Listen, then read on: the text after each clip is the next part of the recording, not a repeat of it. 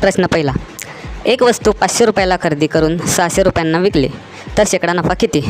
मित्रांनो, इथं आपल्याला शेकडा नफा काढायचं सूत्र आहे. शेकडा नफा बरोबर प्रत्यक्ष नफा भागिले खरेदी किंमत गुणिले 100. चला तर मित्रांनो, सूत्रामध्ये आपण किमती टाकून आपलं उत्तर काढूया. तर प्रत्यक्ष नफा झालेला आपल्याला 100 रुपये, कारण आपण 500 रुपयाची वस्तू 600 रुपयांना विकली आहे, तर तिथं आपल्या 100 रुपयाचा नफा झालेला आहे. तर नफ्यामध्ये आपण 100 रुपये टाकूया, कारण 100 रुपये आपल्याला नफा झाला आहे.